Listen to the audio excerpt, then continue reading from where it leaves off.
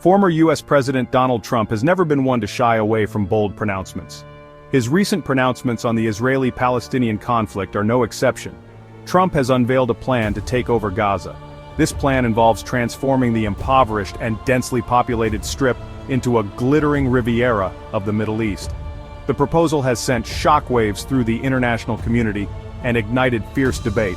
Supporters hail it as a radical solution to a seemingly intractable conflict. Critics dismiss it as unrealistic, illegal, and potentially dangerous. Trump's vision for Gaza is ambitious, to say the least. He envisions a gleaming strip of luxury hotels, resorts, and casinos. This would replace the current reality of bombed-out buildings and crumbling infrastructure. Trump's plan hinges on the mass relocation of Gaza's 1.8 million Palestinian residents. He has proposed resettling them in new homes, presumably elsewhere in the region or beyond. Trump's rationale for the Gaza takeover rests on two pillars. Firstly, he argues that it is the only way to guarantee Israel's security. He views Hamas, the militant group that controls Gaza, as an existential threat to the Jewish state. Trump believes that by taking control of Gaza, the U.S. can dismantle Hamas's military infrastructure and prevent future attacks on Israel. Secondly, Trump sees the Gaza takeover as a real estate opportunity. He has often boasted of his business acumen and believes he can apply his deal-making skills to the Israeli-Palestinian conflict. Trump envisions transforming Gaza into a thriving tourist destination, creating jobs and boosting the economies of both Israel and a future Palestinian state. Trump's Gaza plan has been met with near-universal condemnation from the international community. Arab states, including key U.S. allies like Jordan and Saudi Arabia, have expressed deep concern. They fear the plan would destabilize the region and trigger a massive refugee crisis. The Arab League has called the plan a flagrant violation of international law and vowed to oppose it by all means necessary.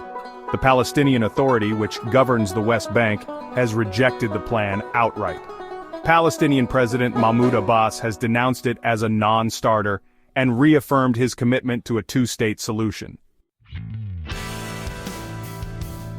Section 4. Israel's response, a divided house. The Israeli response to Trump's plan has been more nuanced. Prime Minister Benjamin Netanyahu has welcomed Trump's bold vision, but stopped short of explicitly endorsing the plan. Netanyahu is walking a tightrope. He needs to appease his right-wing base, many of whom support the annexation of Gaza, while also avoiding alienating potential international partners in any future peace process. Israeli public opinion is divided on the issue. Polls suggest that a majority of Jewish Israelis support relocating Gazans, but there is significant opposition from left-wing parties and human rights groups. Section 5. A plan destined to fail. The feasibility of Trump's Gaza plan is highly questionable. Logistically, relocating 1.8 million people would be a monumental undertaking. The humanitarian implications are also deeply troubling. Forcing Palestinians from their homes would likely be met with widespread resistance and could trigger a humanitarian catastrophe. Legally, the plan is on shaky ground. The United Nations has stated unequivocally that the forced transfer of civilians in occupied territory is a war crime. Any attempt by the U.S. to annex Gaza would almost certainly be challenged in the International Court of Justice. Geopolitically, the plan is fraught with risk. It would inflame tensions with Iran, which supports Hamas, and could push the region closer to war. It would also damage America's standing in the world, making it harder to broker peace in other conflict zones. In conclusion, while Trump's Gaza plan may appeal to his instincts for grand gestures and his belief in his own deal-making abilities, it is a plan rooted in fantasy rather than reality. The likelihood of it being implemented is slim to none.